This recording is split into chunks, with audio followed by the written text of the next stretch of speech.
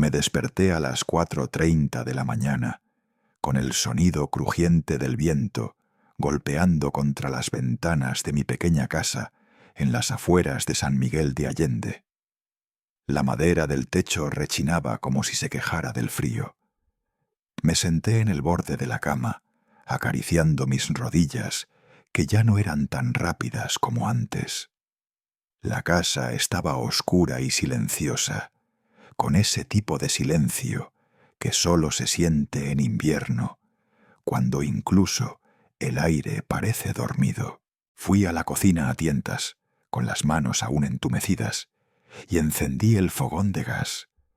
Coloqué el viejo hervidor de aluminio, el de siempre, con el mango medio suelto, y eché café molido, una ramita de canela y un toque de piloncillo. Así me gustaba desde que era niño. El primer sorbo siempre me devolvía un poco de juventud, aunque fuera mentira. Sobre la mesa descansaba la caja de madera que yo mismo había fabricado con paciencia durante 3 meses. La había hecho con madera de palo de rosa, lijada con cuidado y ensamblada con cola blanca y clavos invisibles. Dentro guardaba las cartas, las fotos, un relicario que había pertenecido a su madre, y algo más que no había contado a nadie, todo envuelto en un chal de lana que ella misma había tejido hace más de 20 años, cuando las manos aún le obedecían y el invierno no nos dolía tanto. Tomé el mapa de papel, el que tenía anotaciones con mi letra antigua, marcando la ruta hacia Guadalajara. Aunque Jimena, mi hija, me había mandado la ubicación GPS por WhatsApp, yo confiaba más en el papel. Los caminos de antes tenían alma. A las 5:10 abrí el portón de lámina oxidada y salí al frío con la caja en brazos. El aliento se me hacía humo. Cargué la caja en la parte trasera de mi Nissan del 99, que aún rugía como toro viejo. Revisé la presión de las llantas, aseguré las cadenas antideslizantes, llené el tanque de agua y guardé 2 pedazos de pan de elote que había horneado la noche anterior. No sabía si me los comería todos yo, pero el pan nunca sobra en un viaje largo.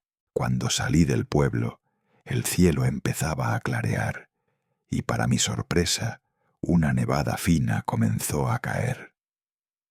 Era raro ver nieve en el Bajío. Una mezcla de belleza y preocupación se me apretó en el pecho. Me persigné antes de acelerar. Casi al amanecer, pasé por el taller mecánico de Gustavo, el hijo de mi primo Esteban. Él me llamaba tío Rafa, aunque mi nombre era Ignacio. Le pedí que me ajustara el freno de mano mientras me tomaba un café negro, de esos que raspan la garganta. Me preguntó a dónde iba tan temprano y le respondí sin mucho detalle: a ver a mi hija. Hace tiempo que no la abrazo. Subí de nuevo a la carretera y puse la radio. Justo entonces comenzó a sonar Amor Eterno de Rocío Dúrcal.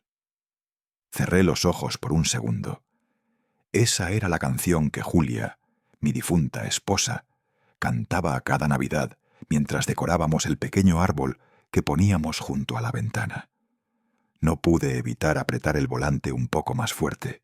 Cerca de Lagos de Moreno, la pendiente se puso traicionera. El hielo cubría el asfalto como una trampa.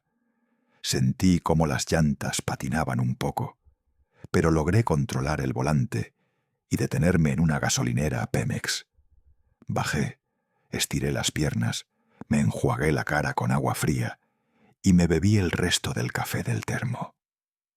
Tenía que mantenerme despierto, no por el sueño, sino por los recuerdos que amenazaban con nublarme más que la neblina. Intenté llamar a Jimena.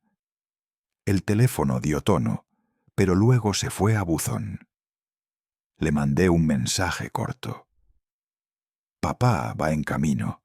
Espero verte pronto. El mensaje quedó en enviado, pero no leído. Me dolió más de lo que quería admitir. Volví al volante. Pasé por varios pueblos donde la nieve comenzaba a cubrir los tejados de teja roja y las campanas de las iglesias. En las plazas, los niños saltaban y jugaban, algunos haciendo figuras en la nieve, otros lanzándose bolas con risas sinceras. En medio del camino, vi un pesebre armado frente a una parroquia blanca. Un grupo de señoras tejía bufandas para donar. Me recordaron a Julia. A unos 30 kilómetros de Guadalajara, la nieve se volvió espesa. Las limpiaparabrisas trabajaban sin descanso. Frené cuando vi un bulto gris bajo una banca al borde de la carretera. Era un perro callejero, grande, de pelaje enmarañado y ojos tristes. Bajé la ventana, partí el pan de elote por la mitad y le dejé una parte. Me miró sin moverse al principio. Luego se acercó con cautela. Le hablé bajito. «Está bueno, ¿verdad? Tiene canela». Le sonreí, y por un instante sentí que alguien me escuchaba. A las 5 de la tarde llegué a la entrada del fraccionamiento donde vivía Jimena. Era una zona nueva, con casas tipo estadounidense, todas parecidas, con cámaras en cada esquina y guardias uniformados. Me bajé y caminé hasta la caseta. El guardia, un joven serio con acento del norte, me pidió una identificación. Se la entregué junto con la dirección. Me miró con suspicacia y llamó por radio. «¿Señorita Jimena? Aquí hay un señor Ignacio que dice ser su papá». Hubo unos segundos de silencio, y luego escuché la voz de mi hija, apagada, como sorprendida. «¿Mi papá? Dios mío, no esperaba eso hoy». El guardia me miró con incomodidad. Luego abrió la pluma y me indicó el camino hacia la casa número 48. Conduje despacio por la calle principal. Algunas casas ya tenían luces navideñas parpadeando, renos inflables en los jardines y coronas en las puertas. Pero la casa de Jimena estaba apagada. Ni una luz encendida, las cortinas cerradas, todo silencioso. Estacioné frente al garaje. Tomé la caja con ambas manos. El chal que la cubría estaba un poco húmedo por la condensación del viaje. Respiré hondo. El aire olía a pino y cemento nuevo. Caminé hacia la puerta. El corazón me latía fuerte. Quería pensar que cuando tocara el timbre, ella saldría corriendo, abriría los brazos y me diría: «Papá, qué bueno que viniste». Pero cuando levanté la mano para tocar, la puerta no se abrió, ni una voz del otro lado. Solo el viento frío me respondió. Me acerqué a la puerta con la caja en las manos, dispuesto a tocar el timbre, pero algo me detuvo. A través del vidrio esmerilado escuché voces. Al principio pensé que eran de la televisión, pero pronto reconocí la voz de mi hija. Era inconfundible. «Si él no firma», dijo, «diremos que ya no puede decidir por sí mismo. Tengo los papeles listos». Mi corazón se detuvo. Luego, la voz de un hombre, grave y arrogante, intervino con una risa corta. «Viejo tonto, todavía cree que vive en 1985. Tuve que apoyarme en la pared para no caer. Sentí un nudo en la garganta. La caja tembló entre mis brazos. No podía creer que esa voz, esa frialdad, viniera de Jimena. Mi Jimena. Me aparté un paso. Respiré hondo para no hacer ruido. En ese momento, el picaporte se movió. La puerta se abrió de golpe, y ahí estaba ella, mi hija. «Papá», dijo fingiendo sorpresa. No esperaba verte hoy. Intentó sonreír. Me abrazó, pero fue un abrazo breve, sin calor. El tipo detrás de ella, Federico, su marido, ni siquiera se levantó del sofá. Me observó de reojo, miró su reloj y murmuró: «Disculpe, señor Ignacio, tengo una reunión en línea, pero siéntese, por favor». Entré con la caja aún en brazos. La casa olía a perfume caro y a detergente, no a hogar. Todo era pulcro, minimalista, blanco y gris. No había árbol de Navidad, ni olor a comida, ni música. Todo tan distinto a las fiestas de antes, cuando Julia, mi esposa, colgaba luces en las ventanas y Jimena corría por la sala con el cabello lleno de brillantina. Puse la caja sobre una mesa de cristal y miré alrededor. En las repisas había fotos de Jimena, de Federico y de mi nieta, Natalia, pero ninguna mía, ni una. ¿Y Natalia?, pregunté. «Está con la niñera», dijo Jimena sirviéndose agua sin mirarme. «Ya sabes cómo es esto. Mucho trabajo, poco tiempo», asentí, aunque dentro de mí sentí que algo se quebraba. Le extendí la caja. «Te traje esto, hija, lo hice yo». La tomó, la giró entre las manos, la examinó como si fuera un objeto extraño. «Papá, tú sigues con esas cosas de carpintería, ¿verdad?», dijo con una risa nerviosa. «¡Qué clásico! Es de palo de rosa», le respondí. «Tiene un sistema de bisagras que diseñé yo mismo». Ella me interrumpió. «Papá, no te esfuerces tanto, de verdad. Ya no tienes que pensar en esas cosas. Descansa, disfruta». Federico pasó detrás de ella rumbo a la cocina.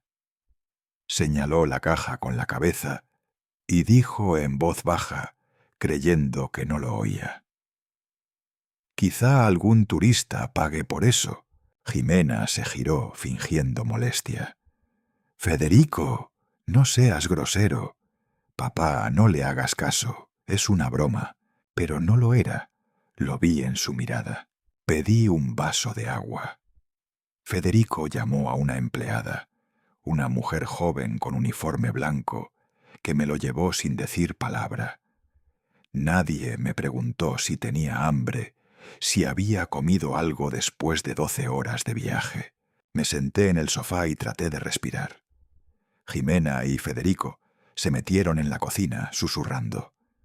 El ruido de los cubiertos y los pasos se mezclaba con frases sueltas que alcanzaba a distinguir. «Si logramos que el médico lo vea esta semana, podemos adelantar el trámite». «Sí, y después de eso ya no habrá vuelta atrás».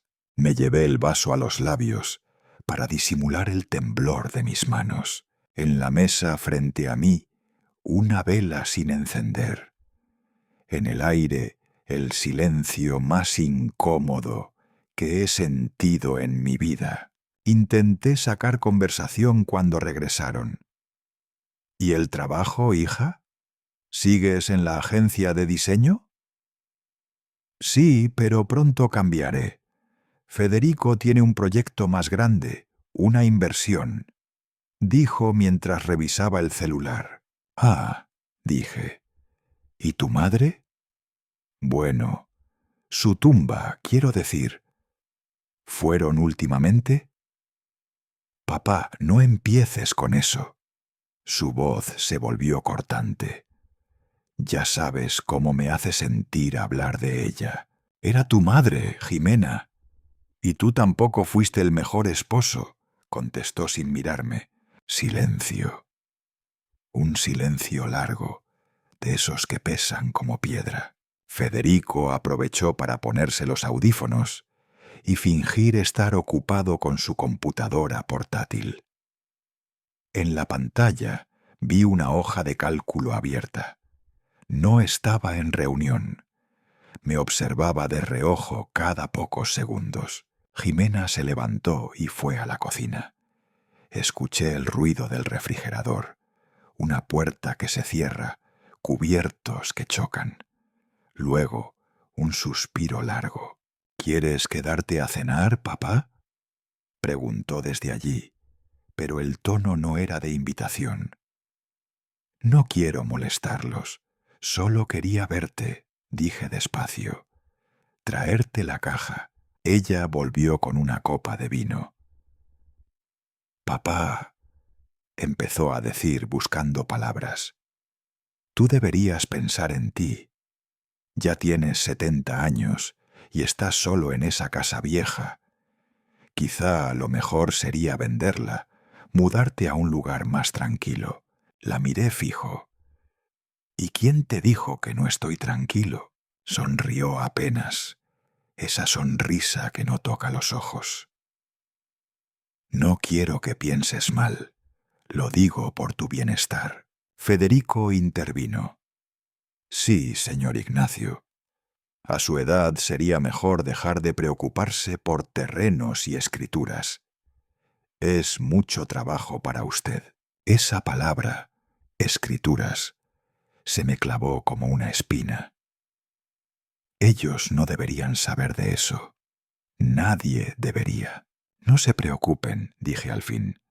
Tengo todo en orden. Jimena apretó la copa con fuerza. Claro, papá, si tú lo dices. La empleada regresó, retiró el vaso vacío y desapareció por el pasillo. El reloj marcaba las 7. Afuera, la nieve seguía cayendo, más densa. Me levanté para mirar por la ventana. Las luces del vecindario parpadeaban cálidas, y por un momento pensé en irme sin decir nada, subir al coche y desaparecer. Pero no podía. Algo dentro de mí quería entender qué estaba pasando realmente. Al volver a sentarme, noté que Federico hablaba otra vez por teléfono, en voz baja, en inglés. Alcancé a oír fragmentos. Yes, tomorrow morning. The signature. He's here tonight. Mi estómago se encogió. Cuando colgó, me sonrió falsamente. Disculpe, era del trabajo. Jimena fingió bostezar. Papá, debo revisar unos correos. ¿Te importa si subo un momento? Asentí. Se fue al segundo piso. Federico la siguió poco después. Me quedé solo en la sala, escuchando el tic-tac de un reloj digital. Sobre la repisa, junto a las fotos, había una figura de porcelana. Una Virgen de Guadalupe pequeña, con una grieta en la base. La tomé entre las manos y la giré. En la parte de abajo tenía escrito con marcador: «Para mamá con amor. Jimena, 1994». Tragué saliva. Desde arriba llegaron voces, amortiguadas, casi un murmullo. No entendí las palabras, pero capté el tono. Irritado, impaciente, me quedé quieto, esperando que bajaran. Pasaron varios minutos. Cuando escuché pasos en la escalera, volví a colocar la Virgen en su sitio y fingí estar mirando mi teléfono. Jimena bajó. Su rostro estaba pálido. «Papá, te prepararé una habitación por si decides quedarte esta noche», dijo sin emoción. «Hace frío afuera», asentí, sabiendo que no lo hacía por afecto, sino porque necesitaban que me quedara. Mientras ella subía nuevamente, mis ojos se detuvieron en la pared principal. Había un gran cuadro de familia. Ella, Federico y la pequeña Natalia. Los tres sonreían bajo un árbol de Navidad nevado. En una esquina, donde antes estaba colgado un retrato mío con Julia, solo quedaba una marca cuadrada, un vacío en la pintura del muro. Fue entonces cuando lo entendí. Ya no era parte de esa casa, ni de esa vida, pero no dije nada, no todavía. Me acomodé en el sofá, fingí cerrar los ojos y esperé. Afuera, el viento soplaba con fuerza contra las ventanas. Adentro, El silencio era más frío que la nieve. Cuando me senté a la mesa esa noche, sentí el frío más allá del invierno. No era por la corriente de aire que se colaba por la ventana mal cerrada, sino por la forma en que nadie me miraba a los ojos. Mariana, mi hija, salió de la cocina con una bandeja impecable. Había preparado una cena lujosa: carne asada al estilo español, tamales humeantes, ensalada de aguacate con queso fresco y hasta una botella de vino francés que yo no había visto nunca en esta casa. «Feliz Navidad, papá», dijo sin emoción. Yo asentí, tragando el nudo que se me formaba en la garganta. Quise agradecer, decir algo amable, pero en cuanto abrí la boca, ella me interrumpió con una mirada gélida. «Puedes comer todo lo que quieras, después de firmar esto», dijo, sacando de su bolso un sobre blanco, grueso, y lo dejó frente a mi plato. Mi mano tembló antes de tocarlo. Lo abrí. Adentro, un contrato impreso, con todas las letras claras, sin errores. Cesión de la propiedad ubicada en Puebla. Solo faltaba mi firma. «¿Qué es esto, Mariana?», pregunté, aún con voz serena, aunque por dentro ya sentía la punzada. «Es solo una forma», dijo con voz firme, «de que me ayudes por última vez. Diego tiene un proyecto de inversión. Necesitamos capital. Es hora de que hagas algo por mí, por mamá». Me dolió. No por la propuesta, sino por cómo lo dijo. Como si todo lo que había hecho antes no valía nada. Como si no hubiera sido yo quien la mantuvo cuando era niña, quien trabajó hasta que las manos se me partieron para que ella tuviera estudios. «¿Y esto es lo que esperas de mí? ¿Que venda lo último que tengo? ¿Mi casa?». Diego, que hasta entonces había estado sirviéndose vino, intervino con una arrogancia que me hizo hervir la sangre. «Usted ya es viejo. No necesita casa. Su hija la necesita más que usted». Apreté los labios.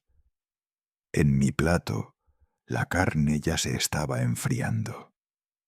Todo parecía artificial. La comida, el mantel nuevo, incluso el árbol de Navidad en la esquina, parecía colocado solo para aparentar. Levanté la vista y noté algo que me dolió aún más. El retrato que colgaba en la pared del comedor, uno donde aparecíamos mi esposa, que en paz descanse, y yo en nuestros años jóvenes, ya no estaba. En su lugar, una foto grande de la boda de Mariana y Diego, sonriendo, vestidos de blanco. Tragué saliva. «Voy a pensarlo», dije finalmente, empujando el contrato con los dedos. Entonces Mariana cambió, como si una máscara se le hubiera caído. Se levantó de golpe, la silla rechinó contra el piso. «No, tienes que firmar ahora, esta noche». Diego se levantó también, tomó el contrato y lo colocó otra vez frente a mí. Esta vez con una pluma metálica encima. Su mirada era clara. Esto no era una petición, era una orden. El ambiente se volvió tenso, insoportable. En ese momento, como si el destino quisiera darme un golpe más, Lucía, mi nieta de 6 años, corrió desde la sala, llorando desconsoladamente. Los gritos la habían asustado. «Mami», lloró, «no grites, por favor». Mariana se volvió hacia ella, visiblemente molesta, y la llevó de regreso al cuarto sin decir palabra. Luego volvió, sus mejillas rojas, sus ojos llenos de rabia. «No quiero discutir más», dijo. «Firma y ya». Yo miré el contrato otra vez, como si pudiera deshacerse con solo mirarlo. «No lo haré», susurré. Fue entonces cuando ocurrió. Mariana agarró su copa de vino y sin pensarlo 2 veces, me la lanzó a la cara. El vino, espeso y rojo, me cubrió los ojos, la nariz, el cuello. Estaba helado. Pero lo que más dolía no era el frío, sino el símbolo de lo que acababa de pasar. No era solo una bebida derramada, era una hija rechazando a su padre. Diego golpeó la mesa con fuerza. «¡Lárguese de mi casa!». Yo me quedé quieto por un segundo.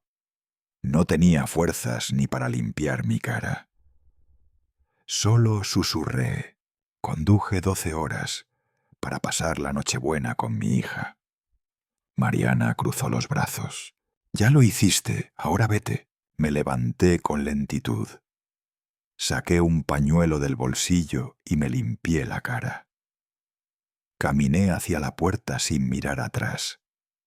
Cada paso pesaba como si arrastrara los años, los recuerdos, las ilusiones que aún me quedaban.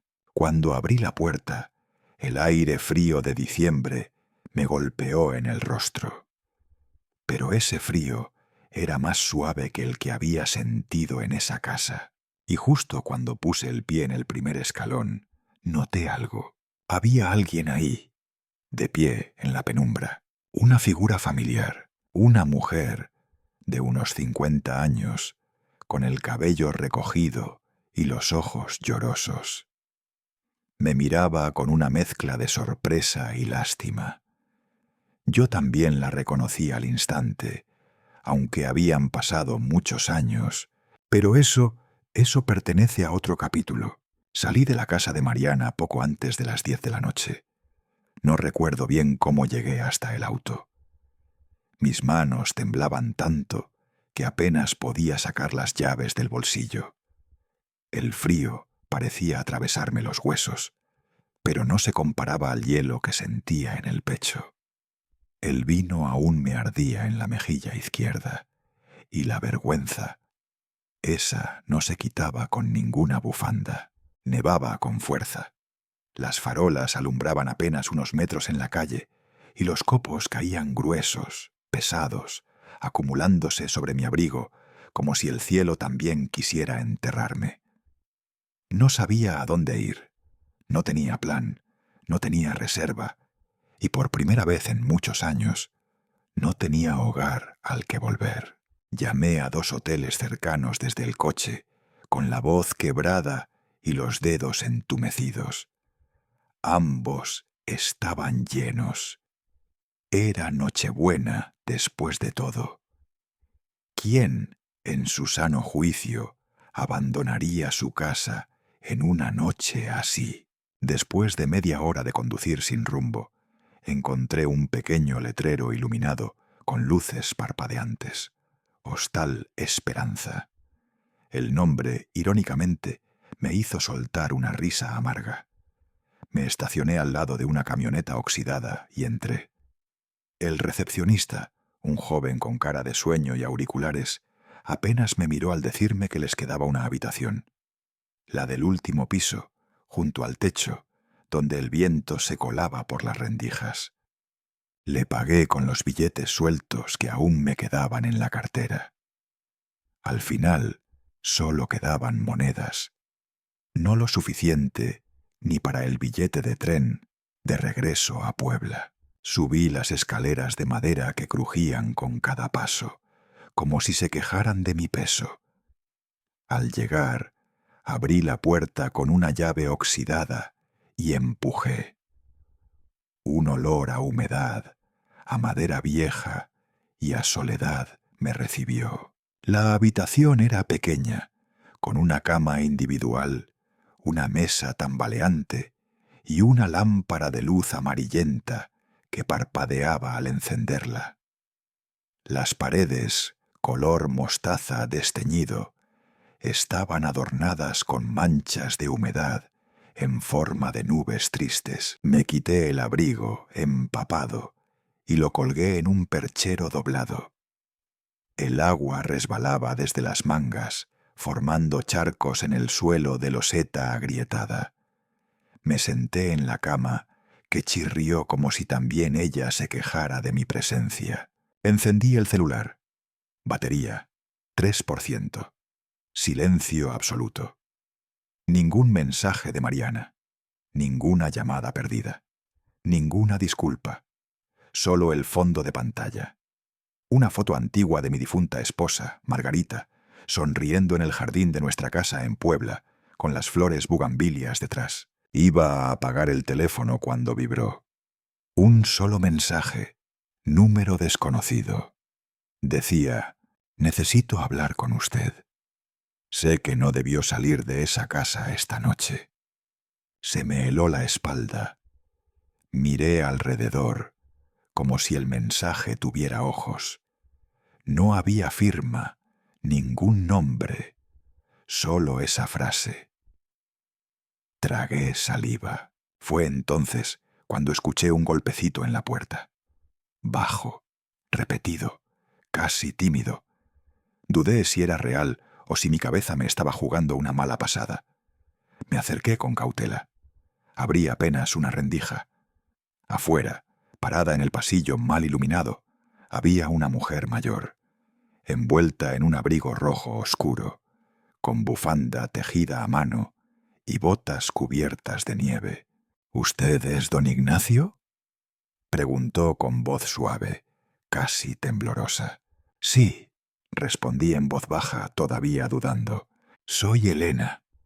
Trabajé muchos años para su esposa, en la casa de Puebla.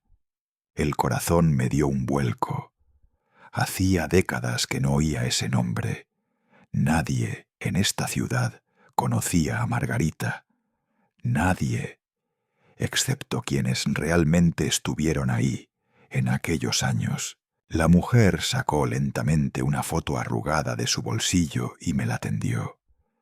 En ella Margarita sonreía mientras sostenía a Mariana de pequeña. Detrás, nuestra antigua casa, con el rosal trepando por la reja.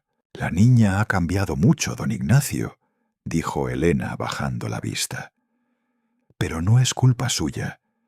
Yo tengo algo que debe saber, algo importante, pero no ahora. Este lugar no es seguro.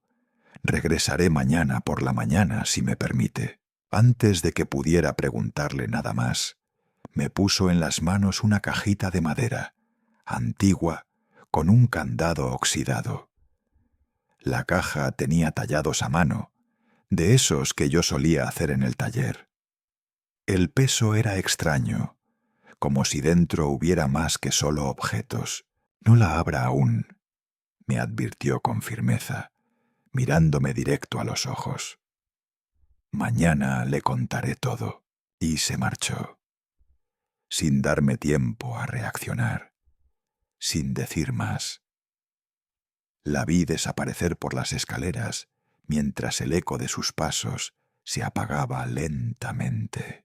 Cerré la puerta con llave. Me senté en la cama, con la caja sobre las rodillas. La observé durante minutos, mis dedos repasando las hendiduras, las marcas, el candado oxidado que parecía susurrar secretos olvidados. En ese silencio profundo, solo roto por el zumbido del calefactor viejo, oí en mi mente la voz de Mariana otra vez, gritando como una daga: «Tienes que firmar ya». Y en ese instante, todo lo que había contenido durante años se rompió dentro de mí. Las lágrimas empezaron a caer, primero en silencio, luego con fuerza, empapando mis mejillas y cayendo sobre la caja. Lloré por Margarita, por la casa que ya no era mía, por la familia que me dio la espalda, por las navidades que no volverían, por los recuerdos que solo me pertenecían a mí. Lloré por ese hombre viejo que ahora estaba solo en una habitación fría, abrazando una caja de madera como si fuera el último vínculo con su pasado. Y en ese llanto, en medio de la tormenta, supe que algo estaba a punto de cambiar.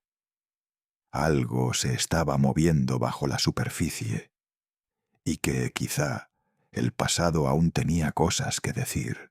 Desperté con la luz del sol colándose entre los huecos de las cortinas polvorientas.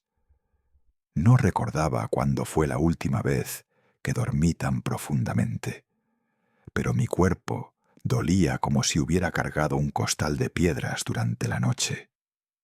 Me quedé unos minutos acostado, mirando el techo agrietado, tratando de que la mente me alcanzara al cuerpo. Todo parecía irreal. Me levanté despacio, con el frío cortando los huesos. La nevada había cesado, pero las calles seguían cubiertas de blanco, como si el tiempo se hubiese congelado junto conmigo. Fui al lavamanos del baño. El grifo chirrió, como si protestara por tener que trabajar un día más. El agua estaba helada y apenas me salpicaba el rostro, sentí que me despertaba del todo. Me miré en el espejo empañado y pasé un trozo de papel higiénico para ver mi reflejo. Los ojos hinchados, las ojeras marcadas. Pero aún estaba ahí. Vestí el mismo abrigo que anoche había empapado la tormenta. Estaba casi seco. Metí la caja de madera en el bolsillo interno, con cuidado. No sabía aún por qué, pero había decidido que la llevaría conmigo a la cita con Elena. Algo me decía que esa caja no era solo un objeto viejo. Era un mensaje del pasado. Caminé unos 15 minutos por la acera helada hasta llegar al pequeño café que ella me había indicado. Se llamaba La Esperanza. Tenía un letrero pintado a mano, desgastado por el tiempo, y dentro apenas 3 mesas de madera. El olor a pan recién horneado me recordó brevemente las mañanas con mi esposa. Cuando ella me despertaba con café de olla y bolillos calientitos, entré. Un joven, quizás de unos 20 años, estaba acomodando con esmero unas conchas y panqués dentro del mostrador. Me sonrió con educación y me preguntó qué quería. Pedí un café negro y un pan dulce. Escogí la mesa junto a la ventana. Desde ahí podía ver cómo el hielo brillaba sobre los techos de los coches estacionados. El mundo afuera parecía ajeno a mis problemas. A los 15 minutos vi entrar a Elena. Llevaba hoy un abrigo de lana color verde olivo y cargaba una bolsa de tela raída. Caminaba despacio, como si le dolieran las rodillas. Me saludó con una mirada cálida, pero en sus ojos vi algo más. Preocupación. «Gracias por venir», le dije mientras se sentaba. «Gracias a usted por escuchar», respondió mientras se frotaba las manos para calentarlas. No quiso pedir nada. Sacó unos papeles de su bolsa con mucho cuidado. Uno de ellos era una fotocopia amarillenta, escrita a mano. «Esta carta la escribió su esposa, doña Teresa», dijo. «Me la dio antes de enfermarse. Me pidió que la guardara por si alguna vez algo salía mal con Mariana». Tomé la hoja con manos temblorosas. Reconocí de inmediato la letra de Teresa. Su trazo siempre fue firme, elegante. Leí en silencio. «Si algún día me pasa algo, le ruego a quien encuentre esta carta que no permita que Diego tenga control sobre mi casa ni sobre mi hija. No confío en él. Hay cosas que no puedo decir en voz alta, pero las pruebas existen». Sentí un nudo en la garganta. Era como si ella me hablara desde otro tiempo, otra vida. No pude evitar preguntar, ¿por qué no me lo dijo antes? Su esposa. Ella quería protegerla a usted también. Sabía que enfrentarse a Mariana iba a romperlo, dijo Elena con los ojos húmedos. Pero ya no hay tiempo para silencios. Se quedó en silencio unos segundos y luego continuó. Yo lo vi con mis propios ojos. Diego estafó a la familia de su primera esposa.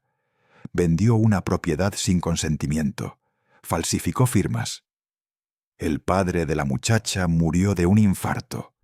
Ella lo dejó, pero nunca lo denunció. Mariana no quiso escucharme cuando intenté advertirle. Sacó entonces una fotografía. En ella, Diego aparecía frente a una oficina de abogados, conversando con un hombre de traje gris. Reconocí al abogado. Era el mismo que estaba tramitando la transferencia de mi casa. Ese hombre, dijo Elena señalando al abogado, fue sancionado hace años por alterar documentos. Después lo exoneraron por falta de pruebas. Pero yo no me fío. La cabeza me daba vueltas. Mariana, ¿sabía todo esto o estaba siendo manipulada? Quiero mostrarle algo más, dijo Elena, buscando en su bolsa. Es algo que encontré entre las cosas viejas de su esposa, escondido en un doble fondo del baúl.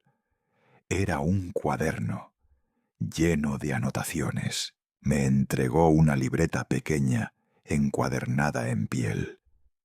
En la primera página, Teresa había escrito: «Para Ignacio, si algún día tienes que pelear por nuestra casa, esto te ayudará a entender». Estaba repleto de nombres, fechas, números de cuentas, copias de correos impresos, pruebas, sin duda. Me llevé la mano al pecho, como si necesitara sostenerme el corazón. Elena me observó con tristeza. Yo ya soy una mujer mayor, don Ignacio. No tengo nada que perder. Pero usted tiene derecho a la verdad y a recuperar su dignidad. Asentí en silencio. Ella se levantó. Me dijo que debía irse, que volvería a Puebla pronto, pero que podía escribirme si necesitaba más ayuda. Me dejó su número escrito a mano en una servilleta. «Cuídese», me dijo al despedirse. «No confíe en cualquiera, especialmente si tiene esa caja con usted». Me quedé solo, observando los papeles sobre la mesa. Tomé el café ya frío, lo bebí de un trago. Iba a pagar la cuenta, pero cuando levanté la mano, el joven del mostrador se acercó y dijo: «Una señora en la mesa de atrás ya pagó lo suyo». «¿Cuál señora?», pregunté sorprendido. Él señaló una mesa en la esquina, donde ahora solo quedaba una taza de té, aún humeante, y una bufanda olvidada. Miré alrededor, pero no había nadie. Recogí mis cosas, metí la libreta junto a la caja en el abrigo y me dirigí a la puerta. Antes de salir, mi teléfono vibró. Una notificación nueva. Un mensaje de número desconocido. Si aún tiene esa caja, no la abra. Alguien lo está observando. Me quedé congelado con el celular en la mano. Afuera, el mundo seguía blanco, pero dentro de mí todo se volvió gris. Volví a la pensión con los hombros caídos y la cabeza llena de pensamientos enredados. La noche había caído y la ciudad parecía aún más ajena bajo esas luces frías de los postes. Cada paso que daba resonaba como si caminara dentro de un pozo. No sé si era rabia o tristeza lo que me nublaba más, pero sí sé que una parte de mí ya no quería seguir buscando más verdades, y otra parte no podía parar. Cerré la puerta de mi cuarto con el pestillo y me senté frente a la mesa de madera, donde dejé la caja antigua que había estado guardando desde el funeral. Me quedé mirándola sin tocarla, como si fuera a hablar por sí sola. La madera estaba rayada, con esas marcas que solo los años y los secretos saben dejar.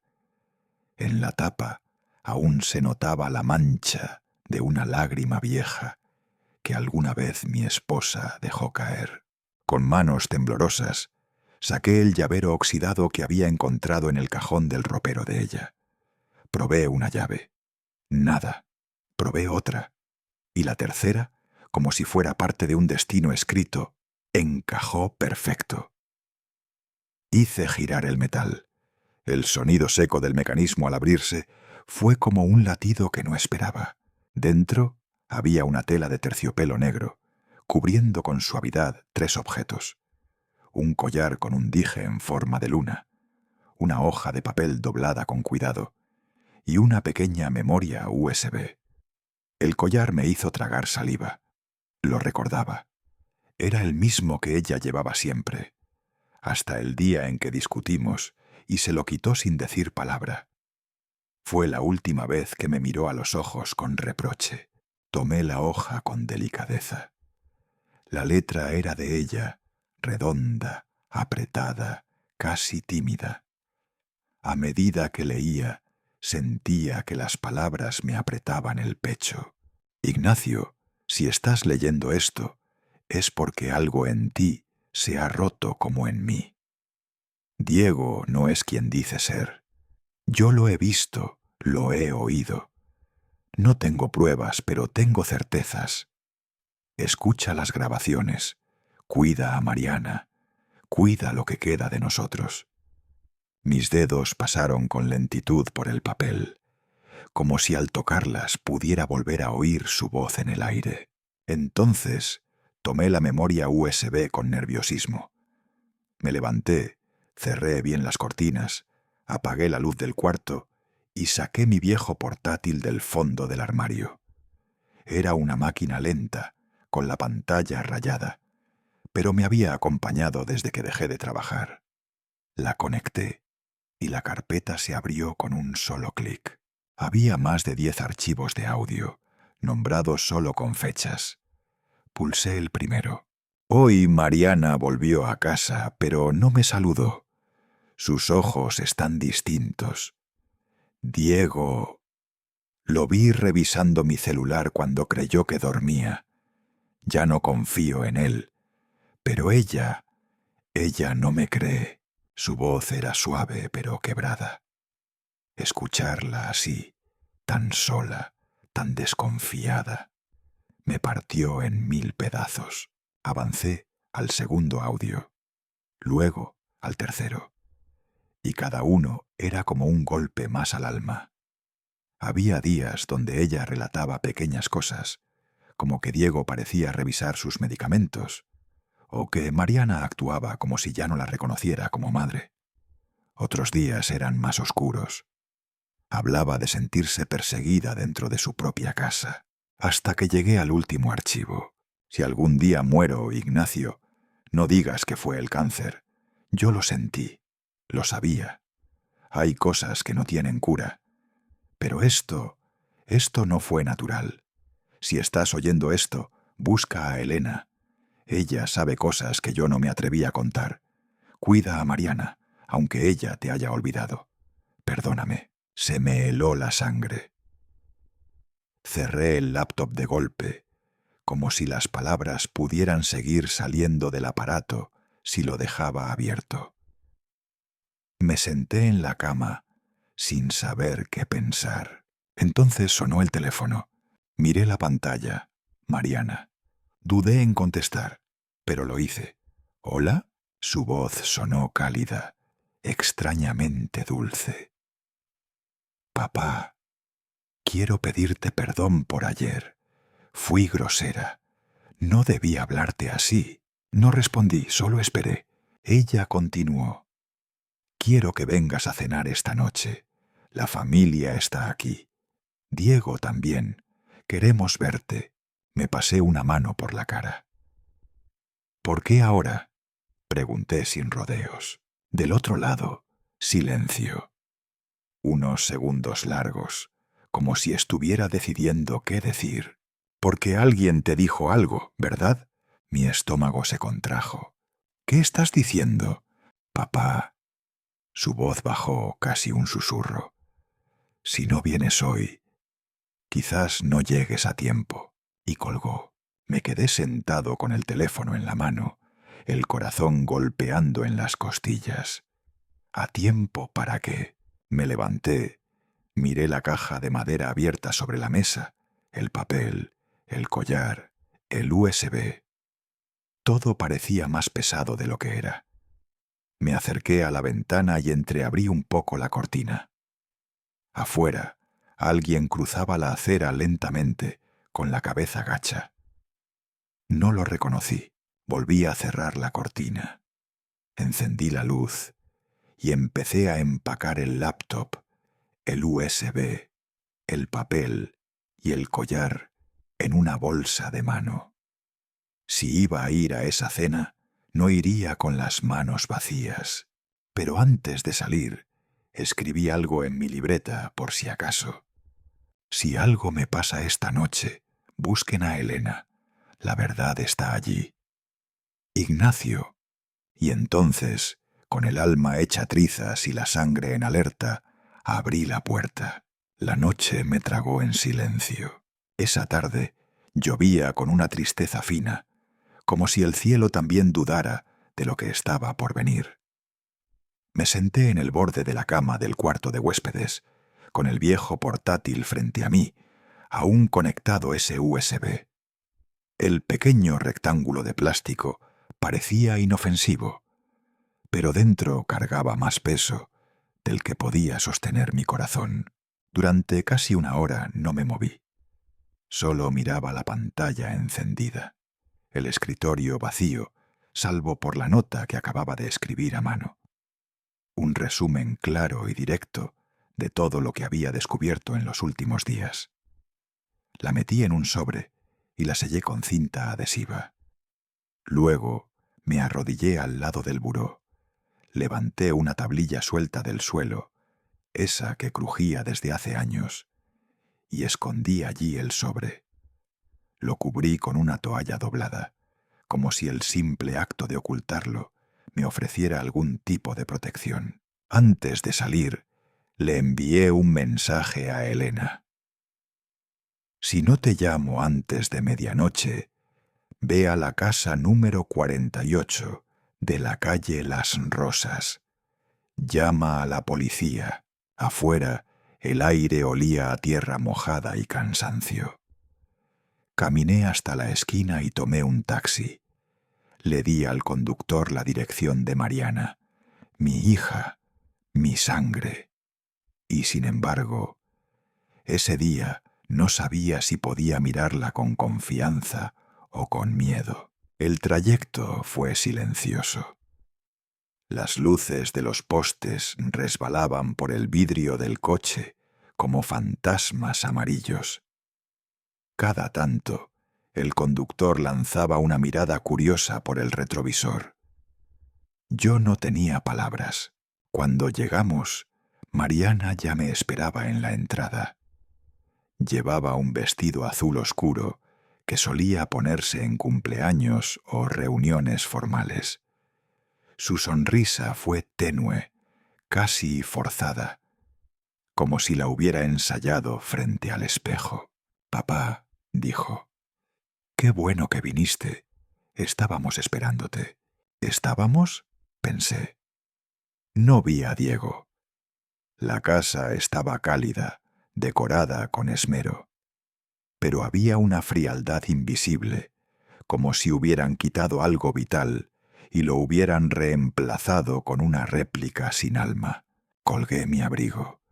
Sentí una mirada clavada en mi nuca desde el segundo piso. Giré ligeramente, pero no vi a nadie, solo una sombra que se desvaneció. En el comedor, la mesa ya estaba servida. Había flores en el centro, velas encendidas. Pero lo que realmente llamó mi atención fueron los dos desconocidos sentados en los extremos. «Papá, te presento a Estela, prima de la mamá de Diego», dijo Mariana con voz clara, como si lo tuviera todo ensayado. Estela, una mujer de unos 50 y tantos, asintió con una sonrisa plástica. Luego, Mariana señaló al joven a su lado. «Y él es Manuel, compañero de Diego en el trabajo». Manuel apenas alzó la vista del teléfono. Me pareció demasiado joven para estar en una cena familiar. Tenía un corte de cabello perfecto, manos cuidadas, camisa planchada sin una sola arruga. Y sin embargo, había algo en él, algo que no encajaba. Mariana me ofreció vino. Lo rechacé al principio, pero insistió con dulzura. Sé que has estado cansado últimamente. Quería que pasáramos una noche tranquila, como familia. Diego apareció entonces, entrando desde la cocina con 2 copas en mano. Llevaba su habitual camisa de lino abierta por el cuello. Se acercó a Mariana y con un gesto casi teatral le masajeó suavemente el hombro. «¡Qué noche tan especial!», dijo. «Salud por la familia». Durante la cena hablaron de trivialidades. Estela contó una anécdota aburrida sobre un viaje a Puebla. Manuel no decía una palabra, solo deslizaba el dedo por la pantalla. Yo apenas probaba la comida, hasta que Mariana, entre un sorbo y otro, soltó con voz suave: «Papá, he estado pensando. Sería bueno que consideraras firmar la cesión del terreno en Michoacán. Podrías descansar tranquilo. Nosotros lo administraríamos con cuidado». Levanté la vista lentamente. «¿Has leído el diario de tu madre últimamente?», pregunté. Ella se detuvo. Solo un segundo, pero fue suficiente para notarlo. Luego bajó la mirada a su copa. «Mamá, no estaba bien, papá». Al final ya no era ella. «Tú lo sabes». Diego se adelantó. Ya. No entremos en temas tristes. ¿Saben que en el asilo de Santa Clara ahora tienen piscina climatizada?», bromeó. Nadie rió. Después de cenar, pedí permiso para subir a mi antigua oficina. Dije que quería buscar un libro. Mariana dudó, pero me dejó. Subí solo. Cada paso crujía. La habitación estaba vacía. Ya no quedaban mis papeles, ni mi escritorio, ni mi lámpara de lectura. Solo la vieja biblioteca, polvorienta, y el reloj de péndulo de mi esposa, detenido. La hora marcada era la misma en que la enterramos. Escuché pasos suaves en el pasillo. Me acerqué a la puerta en silencio. Sentía la presencia de alguien al otro lado. Tosí fuerte, como si me hubiera sorprendido un resfriado, y abrí de golpe. Nada, pero sobre la mesa mi teléfono. Alguien lo había tocado. Estaba boca abajo. Yo lo había dejado con la pantalla hacia arriba. Encendí el modo de grabación de voz. Lo metí al bolsillo y salí. Al bajar, Diego me esperaba con otra copa. «Vamos, una más para brindar». «No, gracias. Me duele un poco la cabeza. Saldré un momento a tomar aire». La noche era espesa. Me apoyé en el marco de la puerta, metí las manos en el abrigo.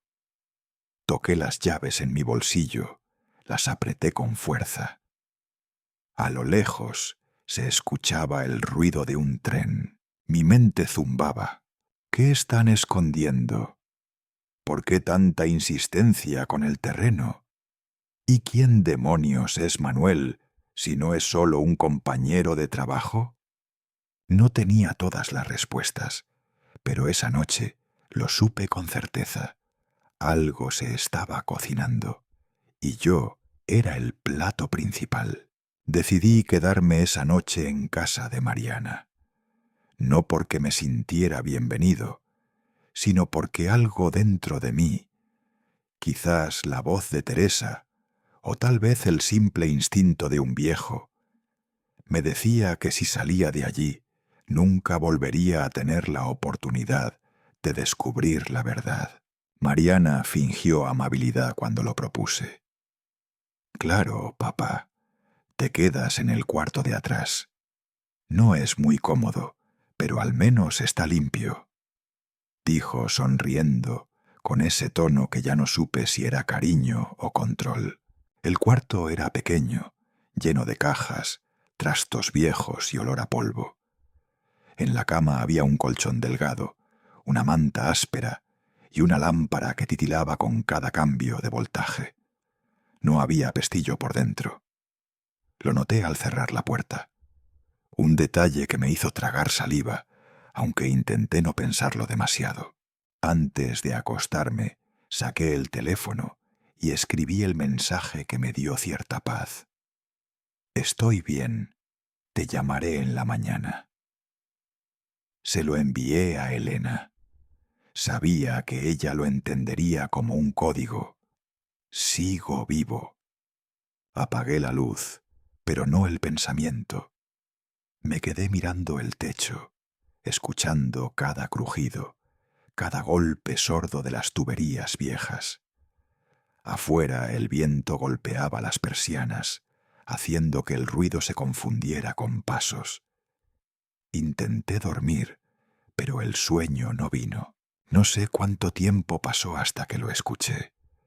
Primero fue un chirrido leve, como una pisada sobre el parquet del pasillo. Luego otro y otro. Abrí los ojos, contuve el aliento. La luz del baño del fondo se filtraba por debajo de la puerta, lanzando una franja amarillenta sobre el suelo del corredor. Me levanté despacio, tratando de no hacer ruido. Abrí la puerta apenas lo suficiente para ver. Silencio. Solo el murmullo distante del calentador. Decidí fingir que iba al baño. Era mejor parecer ingenuo que sospechoso. El corredor estaba helado. Caminé despacio, con las manos en los bolsillos, los pies descalzos sobre el suelo frío. Cuando pasé frente al estudio, mi antiguo estudio, vi algo que me detuvo. Un resplandor azul parpadeaba dentro. La puerta estaba entreabierta. Me acerqué, con el corazón martillando. Miré por la rendija. Allí estaban Diego y el muchacho, Manuel. Los dos, inclinados sobre el escritorio, mirando la pantalla de una laptop nueva. La voz de Diego era baja, seca, controlada. «Mañana lo hacemos firmar temprano», decía. «Y cuando tengamos la copia, borras el USB y limpias las cámaras. Nadie tiene que saber que esto existió». Manuel asintió sin levantar la vista. «¿Y si se niega?», preguntó. «No lo hará», dijo Diego con una sonrisa torcida. Mariana sabe cómo convencerlo. Sentí que la sangre se me helaba. Mi nombre estaba en la pantalla. Lo vi con claridad. Ignacio Rivera. Era un contrato, una cesión total de derechos de propiedad. El terreno, la casa, todo. Me retiré en silencio, el corazón a punto de estallar. Cada paso de regreso al cuarto fue un esfuerzo. Cerré la puerta despacio, apoyé la espalda contra ella y dejé que el aire escapara de mis pulmones con un gemido ahogado. Me senté en la cama. No había duda. Mariana sabía todo. No solo estaba al tanto, sino que formaba parte. Saqué del bolsillo el collar de Teresa. La cadena brilló débilmente bajo la luz del farol que entraba por la ventana.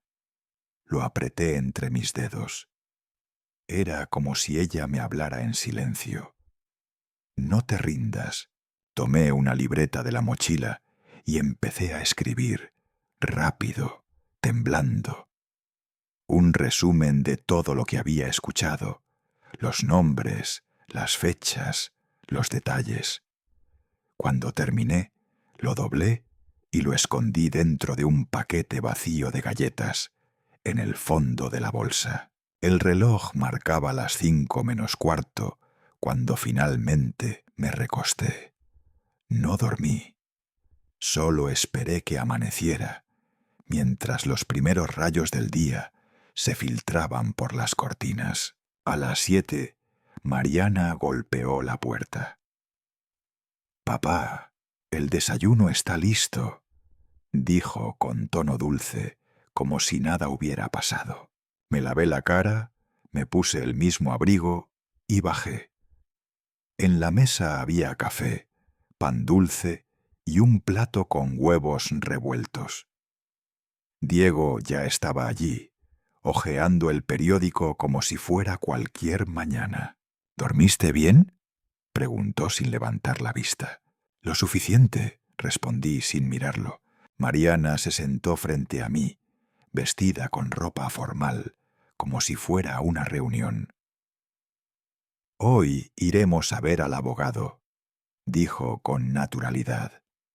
«Es solo un trámite, para dejar las cosas claras y evitar malentendidos futuros». Tomé el café. Amargo, no respondí. «¿Puedo llevar mis documentos?», pregunté al fin. «Por supuesto», respondió ella enseguida, casi demasiado rápido. «Lleva todo lo que necesites».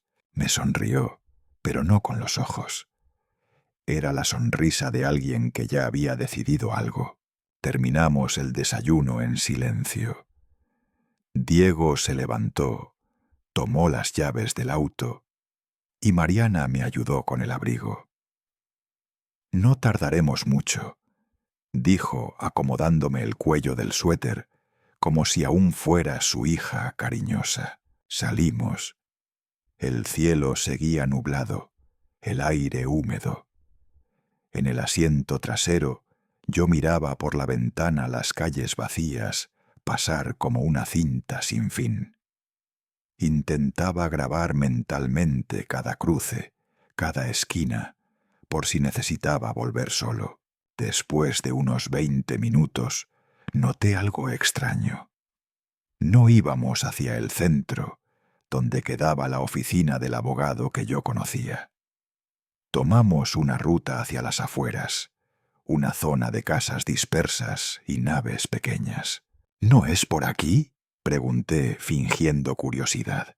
Mariana se giró apenas, sin perder la sonrisa. El licenciado cambió de despacho. «Este lugar es más privado», dijo. Diego no dijo nada, solo apretó el volante. El camino se volvió de tierra. Las ruedas levantaban barro. Cuando finalmente se detuvo, vi un edificio bajo, sin letreros, con un portón de metal y vidrios polarizados. Manuel estaba allí, esperándonos con el celular en la mano, y entonces lo entendí. No era una reunión, ni un trámite, ni un intento de reconciliación. Era una emboscada. Sentí como el corazón me latía en los oídos, pero mi voz salió serena, casi irónica. «Bonito lugar para firmar un nuevo comienzo, ¿no?». Mariana bajó la vista. Diego fingió sonreír. Yo, mientras tanto, metí la mano en el bolsillo interior del abrigo, donde seguía escondida la pequeña grabadora de voz, encendida desde la madrugada. Si aquella iba a ser mi última jugada, no pensaba perder sin dejar pruebas, y por primera vez en mucho tiempo tuve miedo de verdad. No por lo que podrían hacerme, sino por lo que mi propia hija se había convertido. Me quedé unos segundos frente al portón metálico, sin atreverme a tocar el timbre. El cartel junto a la puerta decía: «Licta Mauricio Gálvez, Derecho Civil y Sucesiones». El nombre me pesaba. Lo había escuchado antes, en boca de mi hermano menor, cuando aún vivía. «Mauricio es un hombre justo», decía él. Pero ahora ese mismo nombre aparecía en los documentos que me querían arrebatar todo. Respiré hondo. El aire olía a humedad y a engaño. Llevaba bajo el brazo la carpeta con los papeles que aún conservaba. Escrituras antiguas, copias de la herencia de mi hermano y las notas que había escrito de madrugada. Mis manos temblaban, no de frío, sino de furia contenida. Empujé la puerta. El vestíbulo era moderno, limpio, sin alma. Una recepcionista joven me recibió con una sonrisa de plástico. ¿Tiene cita, señor? Vengo a ver al licenciado Gálvez. Dígale que soy Ignacio Rivera, respondí, intentando sonar firme. Ella marcó algo en el teléfono y habló en voz baja. Después de unos segundos, me pidió que esperara. Pasaron 10 minutos, luego 20. Finalmente, una puerta lateral se abrió y apareció un hombre de cabello gris, cuidadosamente peinado, traje oscuro y mirada desconfiada. «Don Ignacio», dijo como si ya supiera demasiado de mí. «Qué gusto conocerlo por fin. Pase, por favor». Entré a su despacho. Olía a cuero nuevo y café recién hecho. En las paredes, diplomas y fotografías de él, estrechando manos con jueces y funcionarios. Detrás de su escritorio había una cruz dorada. La ironía no pasó desapercibida. «Mi hermano hablaba mucho de usted», dije mientras me sentaba. Gálvez asintió con un gesto medido. Sí, éramos amigos. Un hombre honesto, su hermano. Una lástima su muerte. Y una lástima mayor, añadí, que después de su muerte hayan aparecido documentos con su firma, que no reconozco como suya. Su sonrisa se tensó. No entiendo a qué se refiere. Saqué la copia de la supuesta nueva versión del testamento. Me refiero a esto. Según este documento, la propiedad de la familia no me pertenece, pero yo tengo la versión original, con su firma verdadera. Gálvez hojeó las páginas sin prisa, fingiendo interés. Don Ignacio, entiendo su preocupación, pero estos trámites se realizaron hace años, conforme a la ley. Todo está en regla. ¿En regla?, le interrumpí golpeando la mesa con la palma. Mi hermano nunca habría dejado nada a mi hija. Lo sabía. Lo escribió con su puño y letra. El abogado mantuvo la calma. Si desea una copia certificada del testamento original, deberá solicitarla en Ciudad de México. Aquí no tenemos acceso directo a esos archivos. ¡Qué curioso!, dije. Porque hace unos días vi una fotografía suya reunido con mi hija, en un café. Hablaban de fondos y transferencias. Por primera vez, el licenciado Gálvez perdió la compostura. «No sé de qué me habla», replicó levantándose. «Si no tiene una orden judicial, le pediré que se retire». «Usted firmó la falsificación», le espeté. El hombre dio un paso atrás y con una voz firme ordenó por el intercomunicador. «Luis, acompaña al señor Rivera a la salida». Un guardia corpulento entró. Me levanté despacio. Guardé los papeles en la carpeta y lo miré a los ojos. Algún día, licenciado, tendrá que responderle a alguien más que a los vivos. Salí sin mirar atrás. Afuera, el sol caía sobre las calles de Mérida, pero a mí me parecía una tarde sin luz. Caminé sin rumbo hasta un pequeño café frente a la Plaza Vieja. Era el mismo donde había trabajado hacía más de 20 años, antes de jubilarme.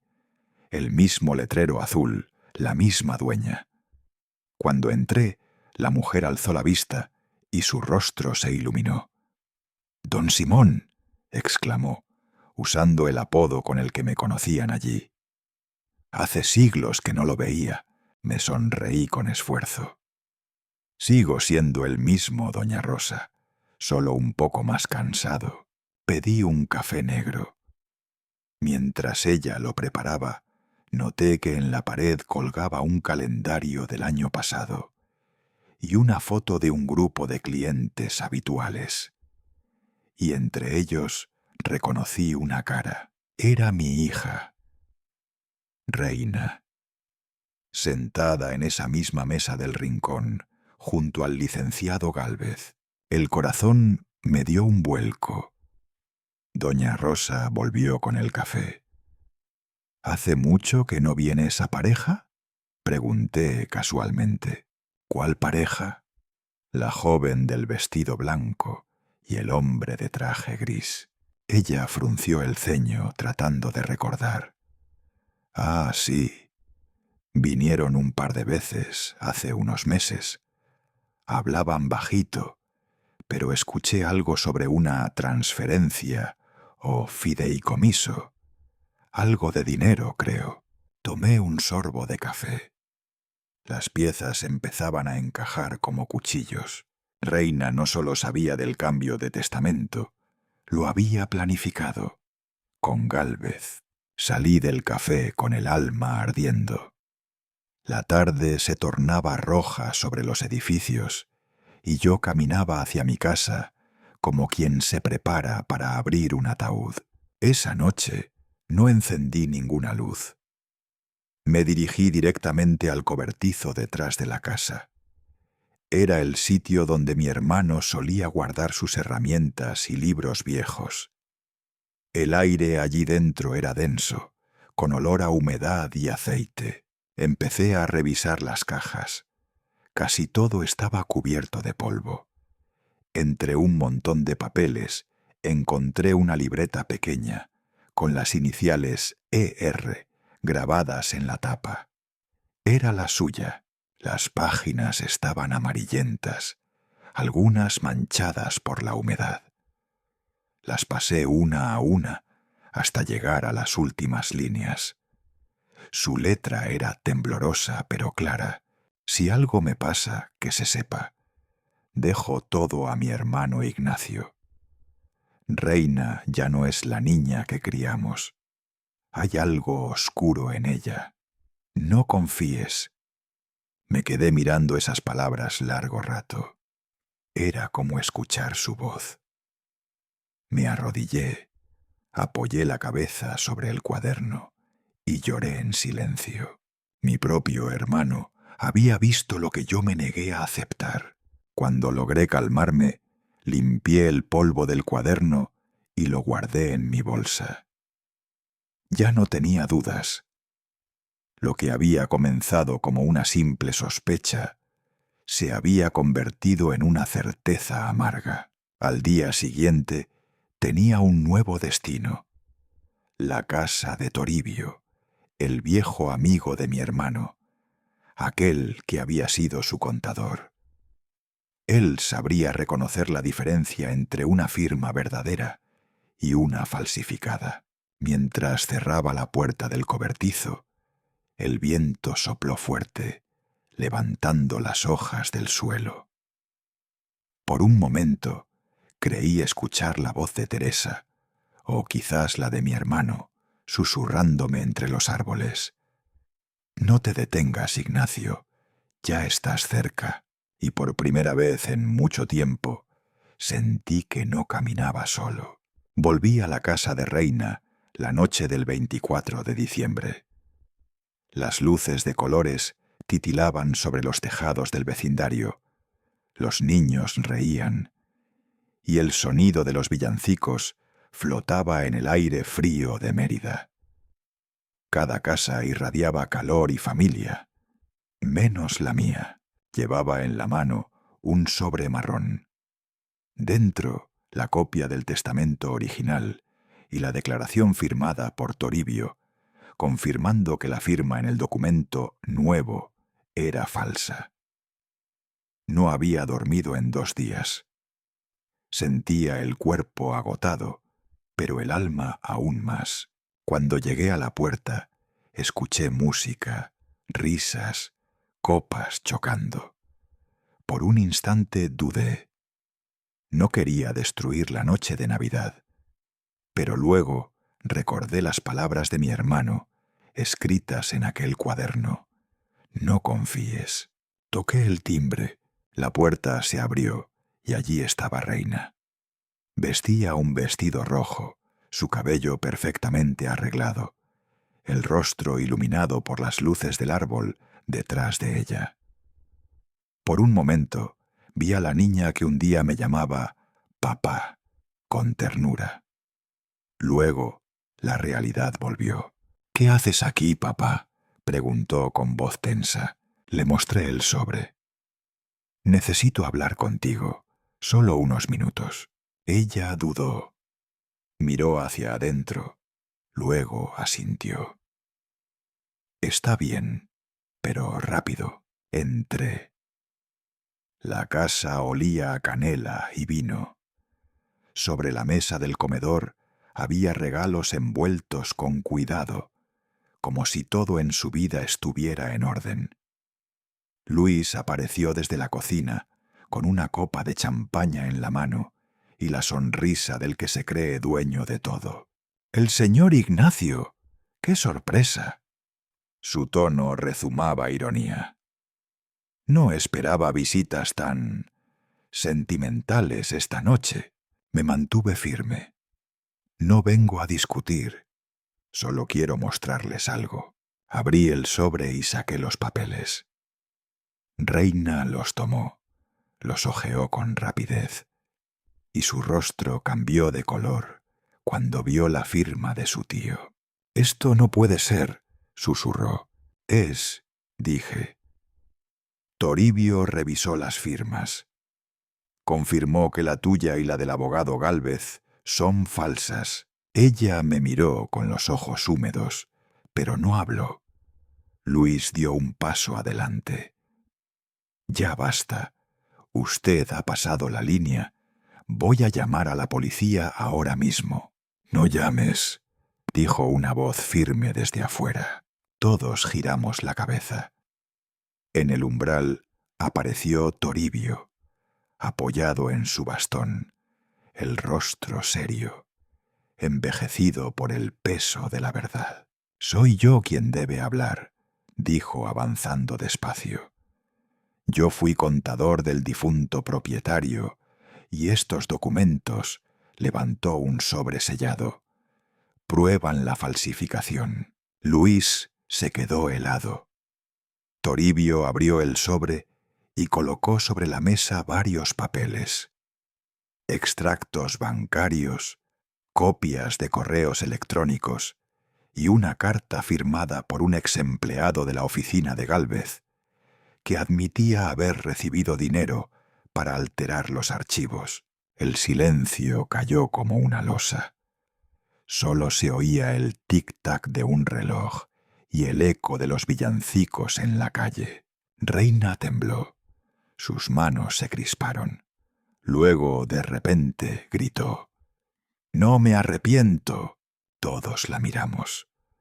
Las lágrimas le corrían por las mejillas, pero no eran de culpa, sino de rabia. «Tú me dejaste», dijo, señalándome con el dedo. «Tú elegiste quedarte con esa mujer en vez de conmigo. Yo era una niña, papá, y tú me cambiaste por una vida nueva. Me quedé sin aire». «¿Qué estás diciendo?». «Que yo lo supe todo», replicó entre sollozos. «Que no soy tu hija de sangre. Mi madre me lo dijo antes de morir. Y tú nunca lo negaste». Las palabras me atravesaron el pecho como un cuchillo. Sí, era verdad. Reina no era mi hija biológica, pero eso nunca importó para mí. La crié, la cuidé, la amé como si lo fuera. «Nunca quise hacerte daño», le dije en voz baja. «Eres mi hija, Reina. Siempre lo fuiste». Ella negó con la cabeza, retrocediendo. «No, tú solo veías a la hija de Teresa, nunca a mí». Luis intentó tomarla del brazo, pero ella lo apartó. Su rabia lo había superado. Toribio colocó la mano sobre mi hombro. «Don Ignacio, ya no hay nada más que decir. Deje que la justicia haga su parte. Afuera 2 patrullas se detuvieron frente a la casa. Las luces azules se reflejaron sobre las guirnaldas y los ventanales. Los vecinos se asomaron, curiosos. Los agentes entraron, revisaron los documentos, escucharon la declaración de Toribio. Tenían una orden de investigación por fraude y falsificación. Uno de ellos se acercó a Reina. «Señora Reina Rivera, necesitamos que nos acompañe a la comisaría para aclarar unos asuntos». Luis trató de intervenir, pero el otro oficial lo detuvo. Reina, con el rostro desencajado, me miró por última vez. «¿Eso te hace feliz, papá?», dijo entre dientes. «¿Verme así?». No respondí. Solo bajé la mirada. No había victoria posible en aquella noche. Cuando la puerta se cerró tras ellos, el silencio volvió. Los vecinos murmuraban desde las aceras. Algunos grababan con sus teléfonos. Yo salí sin decir palabra, con el sobre vacío en la mano. El viento frío me golpeó el rostro. Las luces navideñas parpadeaban sobre las calles como testigos indiferentes. Caminé hasta la pensión donde me hospedaba. Subí las escaleras lentamente, con el peso de los años sobre los hombros. En la mesita junto a la cama coloqué el viejo portarretratos de la familia, yo, Teresa y una pequeña reina sonriendo en un parque. Encendí una vela y la dejé junto a la foto.